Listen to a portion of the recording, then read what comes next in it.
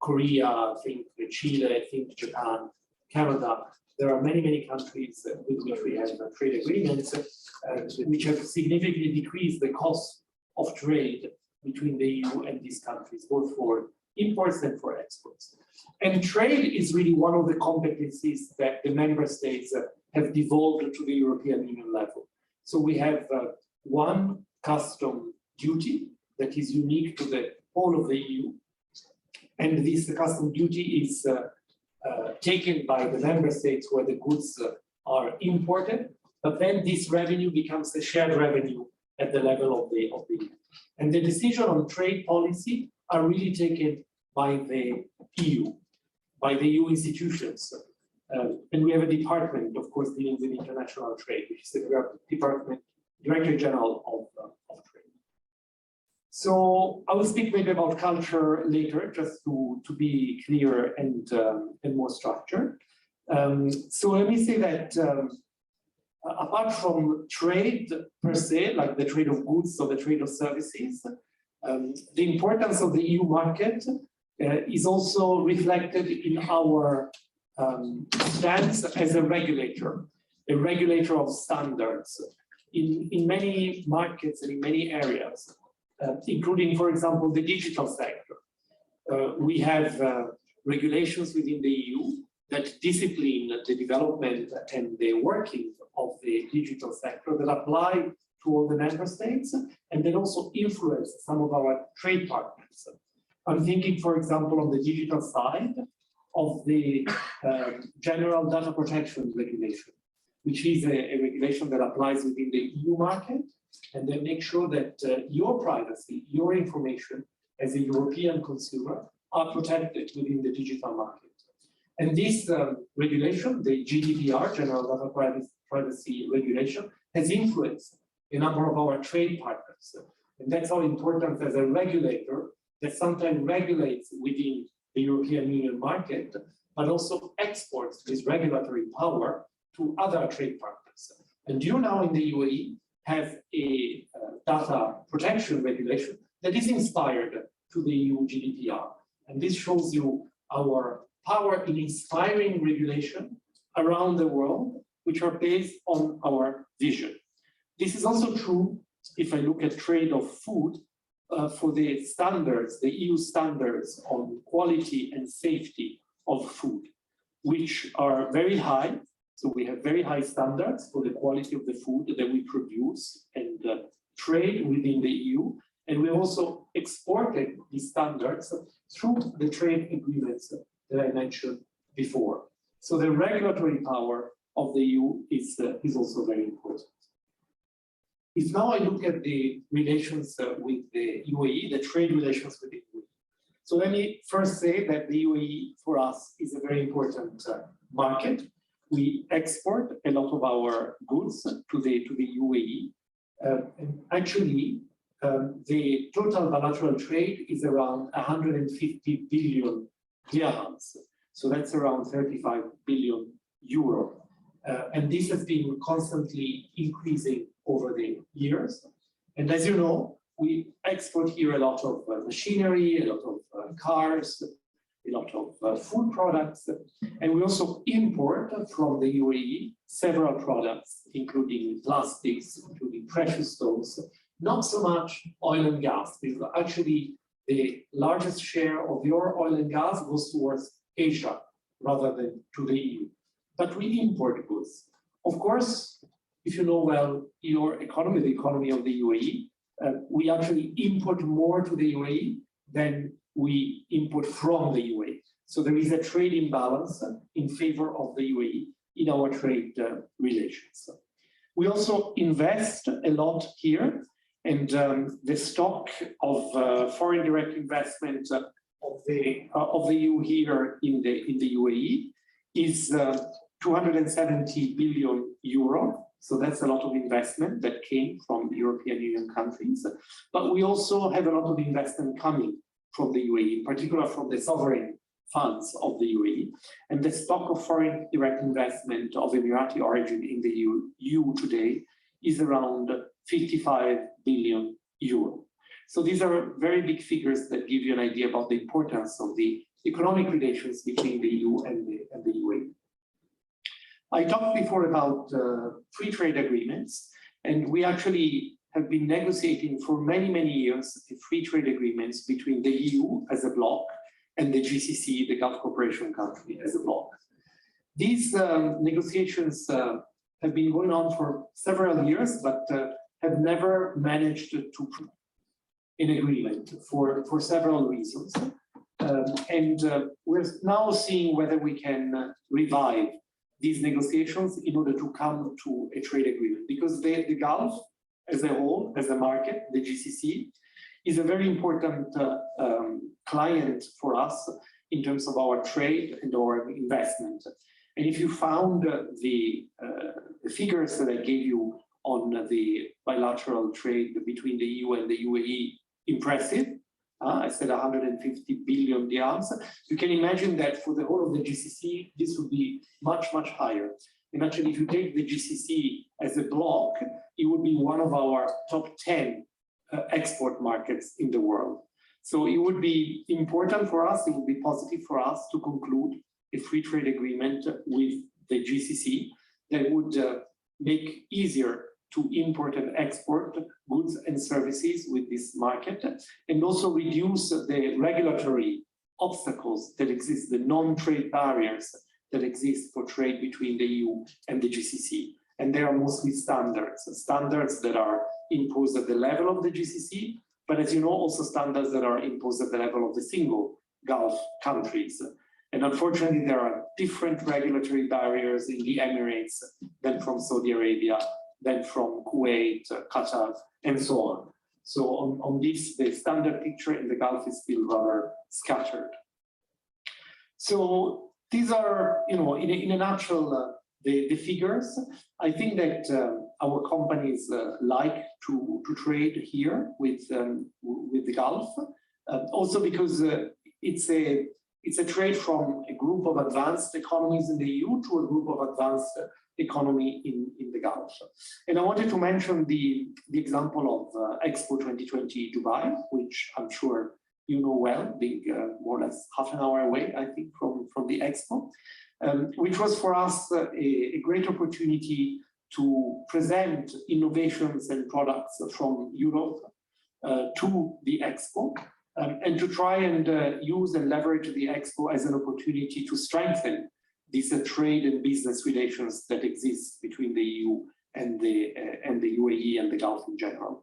And in October, we opened the EU GCC Business Forum on the 2nd of October, where we had more than 150 businessmen from the Gulf, from the UAE and the other Gulf countries, who spent the day together to inform each other about business opportunities in Europe and in the Gulf, and to look at possibilities of deals. Looking forward, I think that one of the great opportunities that are ahead of us will be linked to the fight against climate change and the green transition. In Europe, we have decided that by 2050, we will become the first climate neutral continent, reducing our emissions of greenhouse gases to zero. And in order to get there, in the coming less than 30 years now, towards 2050, we will have to dramatically reform and restructure our economic model in the EU. So this is why we have adopted the EU Green Deal in 2019, which is really not just about climate and emissions, but it's about reviewing the economy and changing it so that we can continue to grow while at the same time reducing emissions. And this is something that we have actually practiced in the last 10 years, because we have managed to reduce our greenhouse emissions while at the same time increasing our rate of growth. And in order to get there, in order to get to climate neutrality, we will need to continue to invest massively in renewable energy, solar energy, wind energy, bioenergy. But for this, we will also need to import a lot of green energy from outside the EU, because it will not be the renewable energy that we will be able to generate will not be enough to transition the whole economy to a model that is without greenhouse gas emissions, especially if you think of the aviation industry or the shipping industry, for example. They're very energy intensive and they create a lot of emissions. Think of the planes, for example. And we will need to transition these industries to import a lot of green hydrogen. And we believe that in the future, a lot of green hydrogen will be produced here in the Gulf, in Saudi Arabia, in the UAE, and in Oman, who have the ideal circumstances because you have a lot of sun and a lot of free space to produce green hydrogen using renewable energy. And therefore, we think that in the future, there will be a lot of energy exchange between Europe and the Gulf and the rest of the world, also secondarily.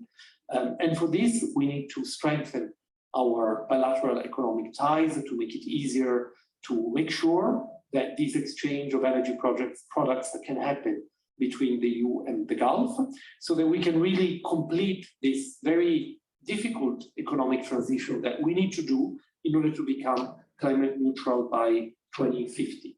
And I see that there are a lot of opportunities there to increase our trade in energy, trade in machinery for renewable energy production, trade in technology.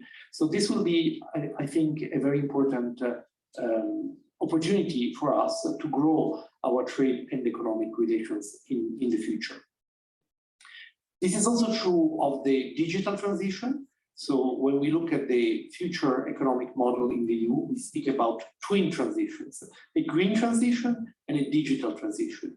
And we believe that they are interlinked and intertwined because we will need a lot of digital knowledge in order to make the green transition. But we will also need a lot of investment in the digital economy in order to grow the European economy further. And there we will invest in artificial intelligence, in automation, in blockchains. And I think that also there are important opportunities of trade and economic exchange, business opportunities with the Gulf. As you know, the Gulf, the UAE in particular, they want to diversify their economy away from their oil dependency, and they will invest a lot on renewable, and I mentioned the example of hydrogen. But I see that there is also more and more attention to innovation and digitalization, where more and more investments are taking place in order to spur innovation in the Gulf and also further the digital transformation of the Gulf and the country. And there I think that we will be able to partner more in our business relations, in particular in areas like artificial intelligence. We are preparing a major conference on artificial intelligence that will take place at Expo on the 15th of March, and where we will speak about our vision for artificial intelligence. And we have now also started to regulate the area of artificial intelligence. And our philosophy there is that we have to be investing in artificial intelligence, but we also have to be careful on how artificial intelligence will develop, AI. And we believe in AI that is human-centric. We think that it is important to maintain the individual, the person, the citizen, as the anchor of any AI transformation, and to make sure that machines do not take decisions that should be taken by people. And there I can give you a quick example. For example, recruitment agencies. This is going to concern you when you will leave this university and you will look for jobs. So there are sometimes ideas to do recruitment more and more, thank you, through artificial intelligence. So you just send your CVs and then there is a machine that looks at the CVs and ranks the students and then says that, you know, Mr. Fulan is going to be the best person for this post. We believe that this is not fair.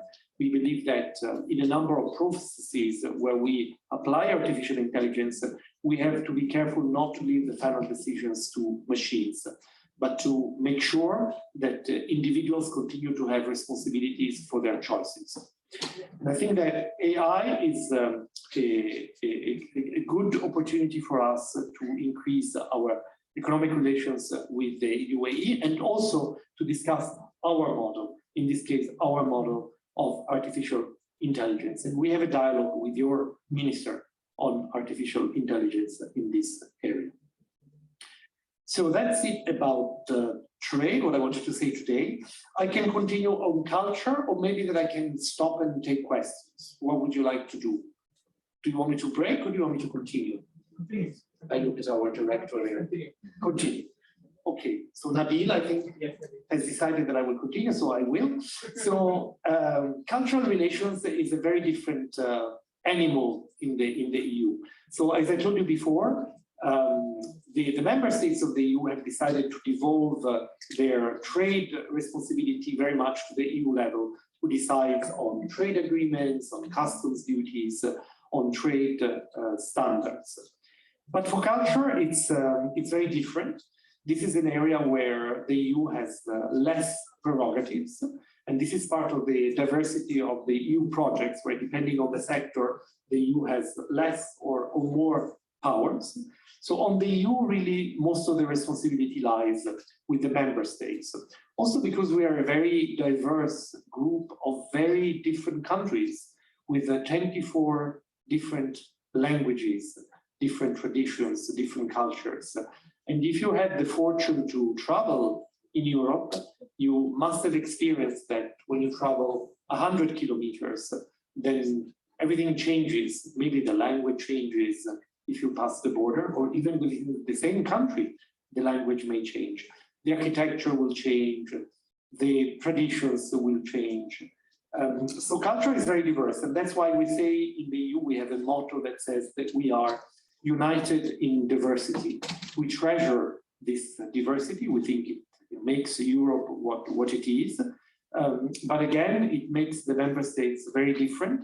And that's why it's different. We don't want to create a unique and homogeneous European culture. We want to maintain our heritage and our diversity. Yet, we believe that culture is an important sector of our life, of our model. And that's why we see, for example, culture as an important driver of social and economic development. And we have been investing more and more in the last years in creative industries. So industries where people can be creative on the basis of their culture. And this is true of design, of filming, of video artistry, or just video production. And we see that the cultural industry has been benefiting from economic growth and delivering a lot of economic growth in the member states. We also see culture as an important opportunity for intercultural relations, or exchanging our experience in culture, our views. So we think that within the cultural sector, whether it is movies or books or performing arts, there are important opportunities for dialogue amongst our citizens. And this is true at the national level, but it's also true at the European level. And this is why the EU per se invests a lot of money from the EU budget into the arts, into movies, for example. There is an important media program that provides funding to filmmakers to make movies. And this is also true of the performing arts, as I said, and many other areas of culture.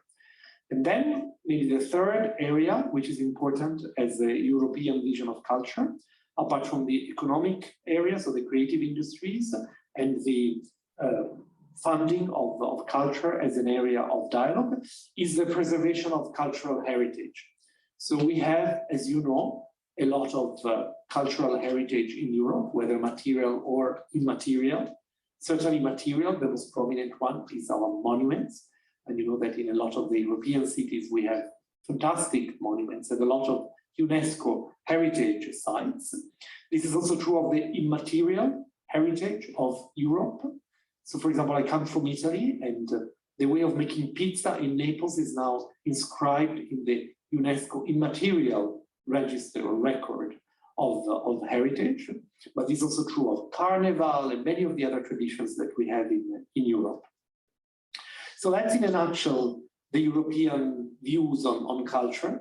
So you see it's less, I would say, less homogeneous, less integrated than the economic or the trade sector, but still very important in fostering the exchange amongst the European member states within Europe.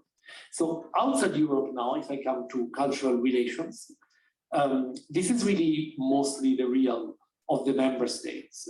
So it is European embassies who will fund European artists coming from their countries to the Emirates, to the Gulf, or around the world. But we also have a European way of cooperating. So we have something called the European National Institute for Culture Network. So UNIC is the abbreviation. So this is a federation of the European Institute of Cultures that you will find abroad and who promote the culture coming from Europe. So in the UAE, we have a network of UNIC, of National Institute of Culture, that brings together the Cultural Institute of France, of Germany, of Italy, of the Netherlands, of Spain. These are the ones which are present here in the UAE. And together as a network, they organize events. For example, they organize together the European Day of Languages, which is a day in November, I don't remember, November, where we celebrate the 24 languages that we have in Europe and in general, European languages. They also help us to organize European film festivals. I know that we organized it some years ago here in the Emirates, and then we stopped because it was simply too expensive. So now we're looking at ways to relaunch the European Film Festival, because this is something that we think youth in particular like very much. So we're looking at a way to revive it. We've also organized a major exhibition in 2019 on Sheikh Zayed and Europe. And that was an exhibition to portray the important links that exist in the experience of Sheikh Zayed in his trips to Europe, to France, to Italy, and so on. And we collected a number of memorabilia and documents from the travels of the father of the nation to Europe. So as part of culture, maybe, or exchange, this year we would like to do something for youth in the Emirates, because 2022 is the European Year of Youth. So we will dedicate this year to youth in Europe and around the world. And we would like to do something for the youth. So maybe that we will look at restarting the European Film Festival. And I'm looking at my colleague Karim, who will have to do that if we take that decision. And other events that we would like to have with the youth. Last month, actually at the beginning of February, so this month at Expo, we hosted a human fraternity youth majlis in cooperation with the Minister of Youth and the Youth Hubs in the Emirates at the Youth Pavilion of Expo. And we had a discussion with the Secretary General of the Higher Committee for Human Fraternity. Maybe you know this committee and you know this initiative to promote human fraternity. This is an initiative that was born with the visit of the Pope in 2019 and the Imam of the Al-Azhar in Cairo, which launched this idea of fraternity. And during this majlis with the youth, we talked about the importance of fraternity for youth in the Emirates and in the Arab world, together with the Minister of Youth. So I will stop there, maybe because we said that we want to have questions with you. So I invite you to comment on what I said or ask me any questions that is on your mind. And I would like before that to thank you very much for being so attentive to the presentation. I hope it was not too long, and I certainly hope that it was interesting. And now I give the floor back to you. So guys, now we'll be holding a Q&A session for students who have questions to His Excellency. Please keep in mind, we'll be only taking 10 questions because of time. So please go ahead. Whoever has a question, please raise your hand. Good afternoon, everyone. First of all, I'd like to thank Your Excellency for being here. I came in here with little knowledge, and inshallah, I'm leaving here with more knowledge about the EU. So first of all, let me introduce myself. My name is Obaid. I'm a third-year student here at the University of Sharjah. Lately, I've been exploring how COVID-19 affected the trade between countries. I've started with small countries, and now lately, maybe weeks ago, we had a debate about the EU and how Brexit affected the EU and how the UK got affected by Brexit. So my question to Your Excellency is, with the spread of COVID-19, how did COVID-19 affected the trade between the EU and the UAE or the GCC as a whole? COVID, you said, yeah? Yeah, COVID. Should I take them one by one or? Yes, Yeah? it's one by one. Okay, thank you, Obaid. So I think there are two questions then. One is Brexit, one is COVID. Yeah? Okay. There can be no presentation on the EU without a question on Brexit, of course. It's a very popular subject. So let me start with COVID maybe. So I think that for us, the real problem that came from our trade, and I think this is true of many exporting and importing countries, was the issue of supply chains.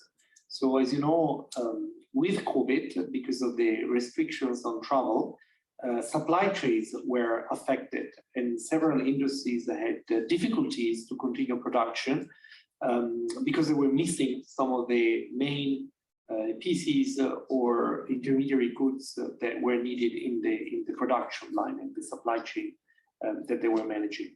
So in response to that, one of the things that we have done as EU was to promote the free movement of shipping.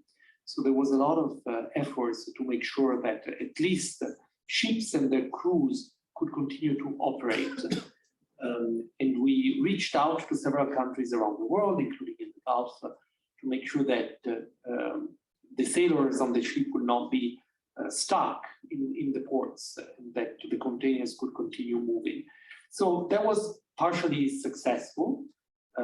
It is true that for certain parts of the world, in particular in Asia, the very strict conditions that were imposed by COVID actually created an imbalance in the shipping and presence of containers around the world that created certain bottlenecks, especially in 2020. I think that by now that is largely resolved, but it has inspired us to review our supply chains in Europe and to try and see that we can shorten some of the supply chains, making sure that they're not unnecessarily long and they're more protected from similar shocks that we may see in the future. So we're still reviewing this. One major decision that we have taken recently is to support the production of microchips in Europe, because we're importing the vast majority of microchips from Taiwan, and Taiwan happens to be very, very far away from the European Union. And some of our industries, like the automotive industry, car production, suffered a lot because of the shortage of chips. And that's why we will try and encourage the development of a microchip industry within Europe. So that's why we issued the so-called CHIPS Act, which made people laugh very much because they were thinking of chips as potato chips. On Brexit, of course, Brexit has major effects on trade with the UK. The UK was a very important part of the single market until they left, because it's a major economy in Europe, representing something like, I think, 12 or 13% of the economy of Europe altogether, and with a lot of trade relations that developed over decades. So the trade agreement that we concluded with the UK in 2021 is particularly difficult because of the position of Ireland. Ireland, as you know, is divided between the Republic of Ireland in the south of the island and Northern Ireland, which is part of the United Kingdom. And we wanted from the beginning to make sure that there would be no restrictions on Ireland in order not to create frictions between the Republic of Ireland and Northern Ireland. Because it is one geographic entity with family links and people links that straddle the border between the Republic of Ireland and Northern Ireland. But the challenge there, of course, is that because Ireland is part of the single market, but Northern Ireland is part of the UK, that created problems in terms of the checks that we need to do on goods that exit the single market and enter the United Kingdom. So basically, these checks now have to be done for goods when they leave England, let's say, or Britain, and enter Northern Ireland. And this creates customs checks within the UK, something that the UK doesn't want, but comes as an unavoidable consequence of Brexit and of the trade agreement that was signed between the EU and the UK after the UK left. So we're still struggling with this. And I think that this is having, I know that this is an impact on trade relations. And actually, if you look at the figures that I don't remember by heart, but you can easily find in the Financial Times, over the last years, the trade volume between the UK and the EU has decreased considerably.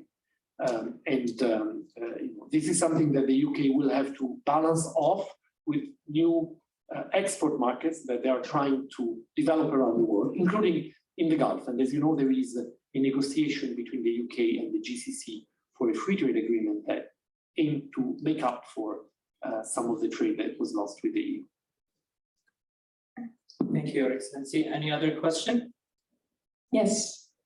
Hello, I'm from Europe, I'm from the Netherlands, and I'm working on a project to reduce plastic waste in the UAE. So I was really curious to find out that we import plastic from the UAE to Europe. So I was wondering why, what's the reason why from the UAE? What's different about the plastic? Do you have any information about that? No, I don't. My guess is price, but one would have to research. But I can tell you that there are, well, there is another reason I think that is obvious, is that plastic is a derivative of oil, and you happen to have a lot of oil in this country. So I think it is natural that countries which are endowed with oil use it in the transformative industries downstream. And I believe that the UAE, with its wise economic policy, has seen the opportunity of using oil in downstream industries now for a long time. So that is the situation today. What I can add is that because of the emissions and because of the environment, there is, as you may know, in the EU, an ambition to reduce considerably the use of plastic. And we have started to regulate the plastic sector by forbidding gradually the use of single-way plastic. So it is becoming increasingly impossible in the EU to buy plastic straws, plastic forks, plastic plates, and so on. And we're now looking at the possibility of replacing plastic container for the sale of food in supermarkets, in restaurants, so that we can use more sustainable materials. And we have launched now a regulation that is going to drastically decrease the use of plastic within the single market.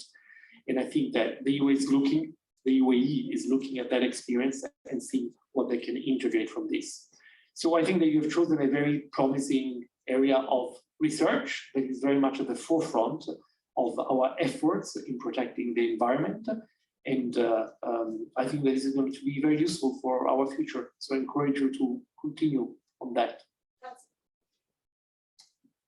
Yes. So I would like to remind people on Zoom also, you guys can ask questions. We've got some here. So if we can take this question. So Dr. Shadi asked the question, if you could give one piece of advice to a potential ambassador, what would it be? Of course, out of your experience. Thank you. That was any advice? Yeah.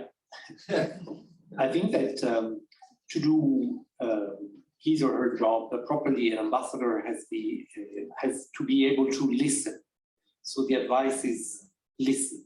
It's always very important when you're catapulted in a country that is not your own, that is different, not to judge, not to use stereotypes that we all have, I think, in our experience, but to listen and learn, as you have done today. So maybe you would all be very good ambassadors from this experience.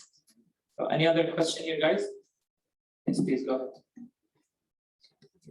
Hello, thank you, Your Excellency, for your talk. I'm also from Europe, more specifically from France, and I would like to know what is the EU and the UAE doing in order to fight against climate change? Because as we know that Europe is trying its best to fight against climate change, and including forbidding plastic within a few years. So I feel it's a bit contradictory to say that when also you are exporting plastics from the UAE. So yeah, thank you. So the question is what we're going to do about climate change in a nutshell. Plastic is an example, yeah, correct? So as I told you before, the ambition is to become climate neutral by 2050. So this means that we want to make sure that there will be, on balance, zero emissions in Europe by 2050. In order to do that, we need to drastically review the way that the economy is working. And one way will be to encourage a circular economy, which means that we have to, over the coming years, drastically reduce the use of material, so to become more attentive to make sure that we do not throw things away, that we recycle, that we reuse things, that we avoid certainly single-use plastic containers or other containers, and that we look at all the sectors of the economy that produce greenhouse gases and drastically reduce, with an objective of zero, their emission of greenhouse gases into the atmosphere. So the easiest one I would say is energy. I mean, pardon, it's not easy at all, but it's maybe the easiest one is energy because of renewable energy. As we know, I mean, especially in this country, but it's true also of many European countries, we can get a lot of renewable energy from nature, from solar power, from wind power, from biomass. But then that's not going to be enough. I mean, that's only one part of the economy. Then we have to look at transport, we have to look at cars. Cars are major emitters of gases. And that's why we're going to invest a lot into electric cars or hydrogen-powered cars that will eventually not have any emissions into the atmosphere. This is true for airplanes. I mean, I mentioned before, every airplane trip has a very, very high impact on climate change because of the gases that the engine produces. And this is why the industry is studying how to switch airplane to hydrogen-fueled airplane, because you cannot have a battery big enough and light enough on an airplane to fly electric. So we'll have to find another fuel. This is also true of shipping. This is also true of buildings. Buildings, in particular in this country, because of air conditioning, I'm afraid, they emit a lot of greenhouse gases. So we'll have to find a way to condition, for example, the buildings without using so much electricity and only renewable. So the idea is to drastically review the economic model, move to a circular economy that reuses material. On the plastic, I think that we have to certainly reduce the amount of plastic, but I'm not so surprised that we import or export plastic, because there is a free trade amongst most of the countries in the world. So at the end of the day, you buy the cheapest and the best quality. And if it happens that in the UAE, because of the oil here, the plastic is cheaper and better quality, then it makes sense for an importer to import it under the current economic model. What we need to do, I think, is to create an economy that will need less plastic or no plastic. In this case, the future of the plastic industry in the UAE may be at risk. But this is part of the transformation of the economy that we need to do in Europe and elsewhere if we want to get to climate neutrality, which is what we need to do in order to stop climate change. So thank you, Your Excellency. Hamid has a question, probably. Yeah, please go ahead. Hi, my name is Ramna. I'm a second year student of international relations. I just want to ask you about, I heard that EU is working with the United Arab Emirates to support technology, how to help and to solve challenge, social challenge, racist terrorism. So how this things is going step by step. Okay, so very different sectors that you address there. So technology and counterterrorism, I think you said. We are working on both and many other sectors that I mentioned today. On technology, I think it's more about creating a framework. It can be, Expo can be one framework, for example, but also business delegations, trade delegations can be one framework. I mentioned the UGCC trade forum that we launched at Expo in October, but there are also trade delegations coming from the EU and meeting businessmen, businesswomen here in order to make sure that we can exchange on technology. And one important field of technology that I mentioned today that I think would be more and more important in the future is the technology that you need for renewables, for solar power, for the production of hydrogen, in particular green hydrogen, which is what we need in the future to fuel part of our economies without creating emissions. So that's, I would say, mostly business to business, but we as policymakers have to create a frame that facilitate these business to business meetings. And for this, for example, we are opening here in the Emirates a Europe Enterprise Network that is like a trade mission, virtual trade missions that connects businesses in Europe with businesses in the UAE and in the Gulf. On CT, that is a very important point that you raise, because I think that as we have seen also recently in the Gulf, unfortunately, both Europe and the Gulf are struggling with terror attacks from outside, in our case, also from inside, unfortunately, if I think of the Paris attacks, the Brussels attacks. So there is cooperation on counterterrorism and on countering violent extremism. We believe that terrorism is often a byproduct of violent extremism, and this is why we have to fight both at the same time, in a way, the cause and the product. So we fight countering violent, or we counter violent extremism by working with education, by working with centers that promote moderation. Here in the UAE, you have a very prominent center in Abu Dhabi, which is Hidayah. Hidayah is an international center that works on projects with communities around the world that fight extremism and that try to show the importance of moderation. Another example would be what I mentioned before, the Committee on Human Fraternity that is also based in Abu Dhabi and that promotes the value of human fraternity and the dialogue between religions, in particular between the Christian religion and Islam.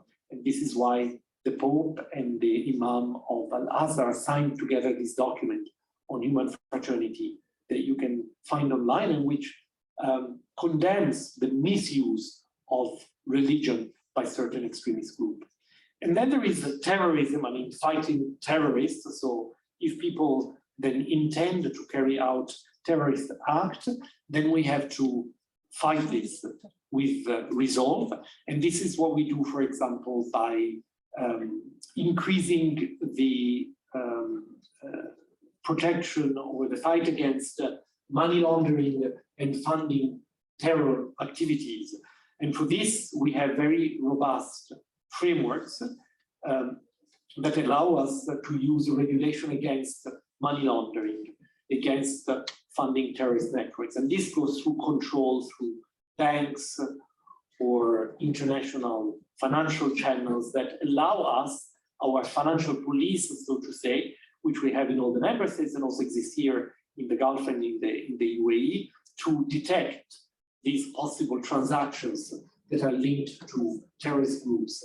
And then we can freeze their assets, seize these assets, and arrest the people who are trying to carry out terror attacks. So we work on both sides. Thank you so much, Your Excellency. We've got a few more questions. How many questions, Salah? Just two from the audience, and we have one from the Zoom. The Zoom question is, how do you control traffic in such old built cities? How does the organization function in historically built parts of Europe? Yeah. I think traffic in Europe is terrible, so we're not doing very well. But I think that there are, even at the EU level, there are ways to promote living in cities that encourages more walking and using bikes or public transport rather than cars. So this we are doing actively in many European cities. And I think that if you have visited European cities, I mean, certainly our friend from the Netherlands can give a testimony of that. We encourage more and more the use of bikes or walking, and we make it more and more difficult for people to use their cars. So we are, this may be surprising in this country, but we are taking away parking space so that people cannot even park their car. So they will be less motivated to use the car and more motivated to use the bike or to walk. We are also investing a lot in smart cities. So a lot of the money that we have, that we are investing into research is for cities that are smarter, where technology helps us to move around better and to make sure that we do not need to use the car, but we can use other means of mobility. One example that we have more and more in Europe, true also in the Netherlands and in France with our French friends, we have more and more shared vehicles. So I did this when I was in Brussels, for example. You don't buy a car, but you buy a subscription to a shared vehicle program. And then when you need the car, you simply book it and you go there and digitally, you just open the car and you can drive it. And I was living downtown, so I didn't need the car every day. Maybe I needed it 2 or 3 times a month. So it didn't make sense to buy a car, have a garage, use it. So you would have one vehicle that serves very many people. And that should also bring to decreasing traffic in our cities. But I think that we're not there yet. We need more efforts, less cars on the streets. Any question? Good afternoon, everyone. Thank you for coming here, Your Excellency, and thank you for the valuable information you are giving us. My name is Hamid Ahmed. I'm a freshman here. So my question is that previously you were talking about artificial intelligence and how it could be helped improving the future. So artificial intelligence now has taken a lot of the workplace. It's taken over the world. So do you think that one day artificial intelligence could take over jobs such as ambassadors or politics or something like that?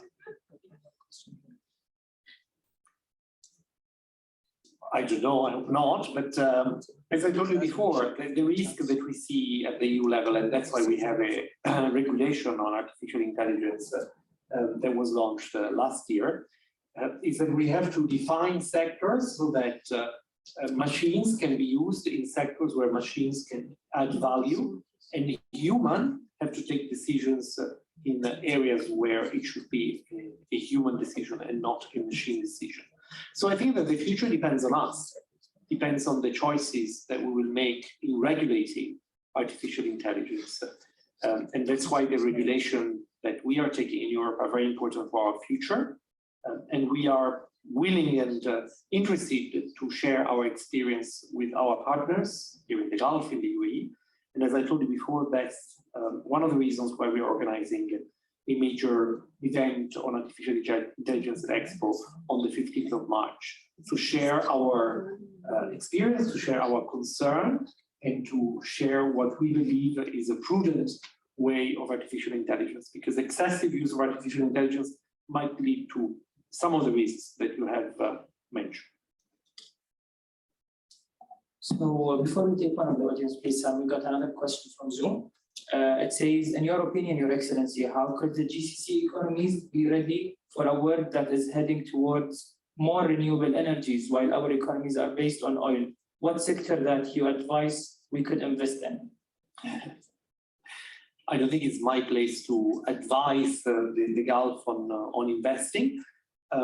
I see that there is a lot of interest for diversification in the Gulf countries. I mean, certainly this is very, very clear in the UAE, which is the country that I know best. I'm only responsible for the UAE. I don't have any other responsibilities. This is done by our offices in Riyadh and in Kuwait.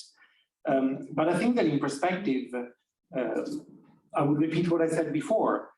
In order to contribute to global efforts to fight climate change, it's very important to invest in the circular economy, in the knowledge-based economy. And you have to look at the comparative advantages that exist here in the Gulf and try to develop those. And I think that renewable energy is an obvious one. And I think that it's not just about powering the UAE and stop using oil or gas in the UAE. It's also about creating the capacity to produce electricity that can be then exported to other countries. And we're looking at the possibility of having clean energy networks that allow for the transmission of electricity, green electricity, from one place to the other. I think that there is a lot of potential there for the Gulf because of your rich presence of the sun during the year and ideal conditions to produce solar power. Again, not just for here, but also for export to other countries. Maybe that one day that will replace the export of oil, which is still so much prevalent here in this region. Two last questions. Hello, sir. Good afternoon. Firstly, thank you so much for gracing us with your presence. I have two questions. The first one is, you spoke about terrorism and counterterrorism. So does the EU have a defense policy? And how effective do you think it is? And my second question is, we know now of the EU's relation with the Gulf, especially in UAE, but how does the EU's foreign policy work with the countries outside the Gulf? Thank you. So, Your Excellency, one question will be answered for free and the other you should pay for it. Okay, so maybe I will take the question of defense policy. So maybe it's a vast question actually. So defense policy was at the beginning of the EU in the 50s, it was one of the areas that was put on the table, but didn't really pick up, it really didn't take off. Because member states were still very jealous of their defense prerogatives. And this is mostly still the case today. So in a nutshell, there is no European army per se. The member states still have their military and defense prerogatives. And when you speak about terrorism, I mean, there would have to be more granular about police, because terrorism is not just about Ministry of Defense or Ministry of Interior. It becomes more complicated. But defense remains mostly a prerogative of the member states. At the same time, and also, sorry, second point, there is also the importance of NATO, because most European countries are actually members of NATO, with the exception of Ireland, Austria, Finland, Cyprus. But otherwise, and Sweden, all the other ones are members of NATO. So defense was something that was either done at the national level or done through the structures of NATO. So the EU didn't really invest a lot in this area. But in recent years, there has been a review of this position. We are coming gradually to the realization that there is a lot of inefficiency in Europe in the way that we invest in defense. And I'm thinking in particular of the defense industry. So in the defense industry, you basically have 27 different standards for tanks, for missiles, for ammunition, for guns, you name it. And we have started now a process of harmonization with the member states in order to promote a more harmonized European standard again. Standards are very important in our experience and history, so that it can become more efficient to build a tank from different parts of Europe using the same standards. So we are investing more and more in this area. We have launched what is called PESCO, which is a strategic initiative to invest more in our common defense. And we have regular meetings of defense ministers. We have created a European Defense Agency that you can find online. And we're trying to bring the member states closer and closer in their defense capability. But we still fall short for the creation of a European army and the European defense. This is not yet there, and I don't think that it's going to happen in the near future. Although we have more and more exchange between army and we have European Union battalions that can be deployed, but this still remains very small compared to the capacity of the national armies. But where we're really investing is on the defense industry, defense capability, defense standards. And I think that there in the coming years, you will see more and more efforts because it makes sense that we are much more coordinated in this area. And it will also make us more efficient towards NATO. So NATO is also happy that we actually make this effort on our side. So maybe I'll stop there for the. Thank you. I think Dr. Clark has one last question. Yeah, thank you very much. Thank you. Your Excellency, if you can enlighten the students about the Erasmus Plus mobility and how can this program can enhance their cultural and professional and educational backgrounds. Thank you. Sure. So Erasmus is actually what we consider one of our most successful programs in the EU. It was launched, I think now it's 35 years. I think we celebrated of Erasmus, and it has evolved over the years. So it was created only as a short-term student exchange program within the EU. It has grown over the years. It has expanded beyond the borders of Europe. So it has become international. And the students can now use Erasmus student mobility to come and study in Europe. And our students can now study within Europe, but also beyond Europe. So that would bring me, first of all, to the question whether any of you has ever been participating in an Erasmus program. So maybe she can speak more eloquently than me about this. And the idea there is that Erasmus has helped to create a European identity for many Europeans. I mean, I have done, for example, my Erasmus program with Germany. So I spent 6 months of my university studies in Germany. And I think that, I'm sure that you would confirm, that it's an eye-opener when you come from one country to go and study and live in another one. And it has helped to make Europe more cohesive in the way that we consider ourselves European. We'd like to do something similar. I mean, of course, it's different, but something to use this experience and expand it internationally. And this is why we have invested more and more resources for Erasmus outside the borders of Europe.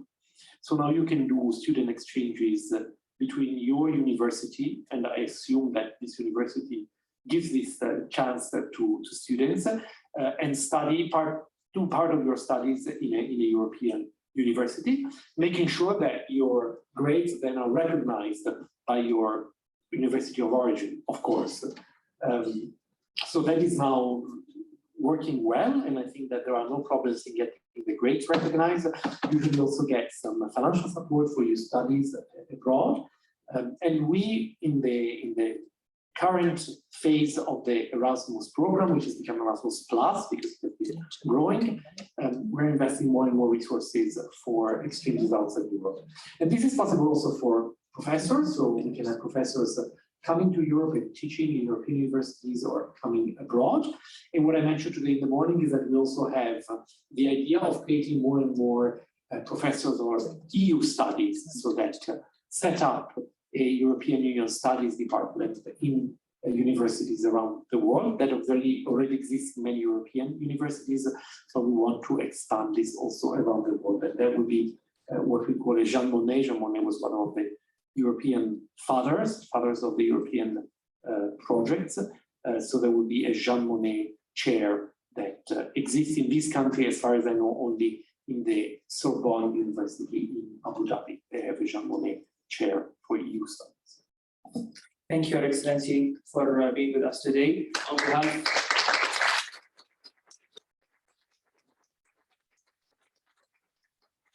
behalf of the University of Sharjah and Aya Society, and of course the College of Arts, Humanities and Social Sciences, we'd like to thank you today, Your Excellency. And as we know, guys, good times have to come to an end. Allow me to thank you again for being with us today. And let us close this event by a beautiful memory. So I'd like to ask everyone kindly to stand and we'll take a nice photo.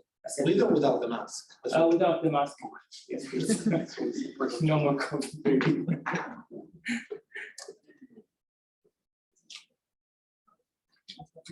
Thank you. Welcome. As a selfie. We have to take it as a selfie.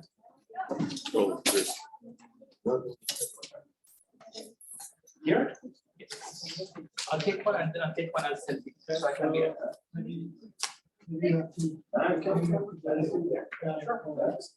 Yes.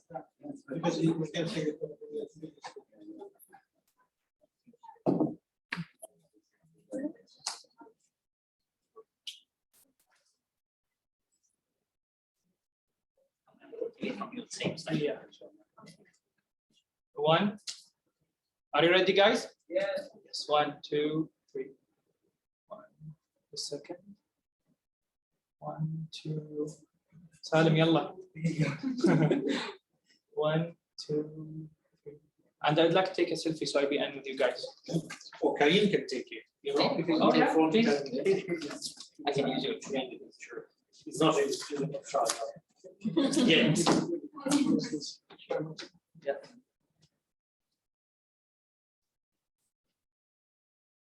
Yeah. 1, 2, 3. 1, 2, 3. And another one here. Ready? 1, 2, 3. 3. Last one. For our social media. Thank you.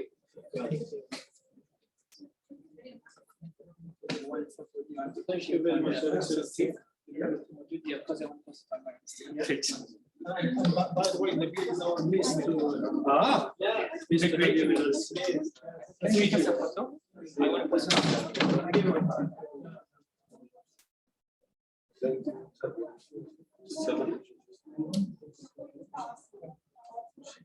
Yes, yes, yes.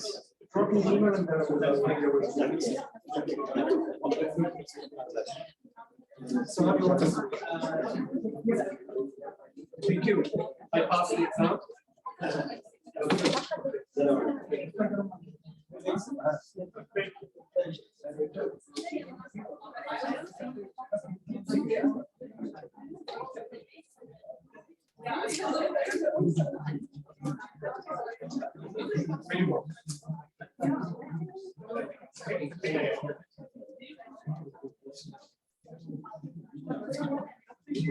Make sure it's good for us.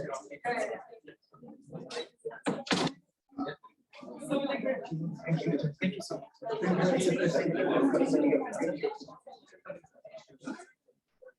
Welcome.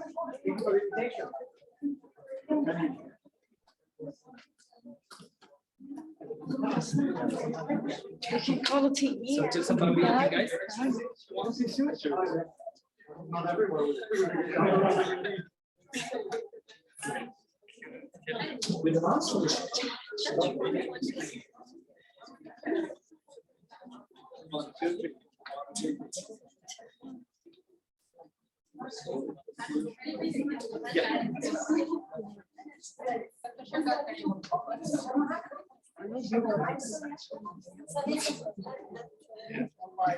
Yes, yeah.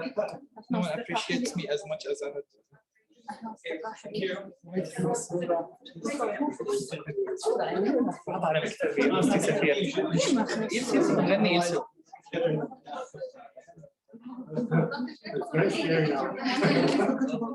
My laptop's with me, عوافي. 1, 2, 3.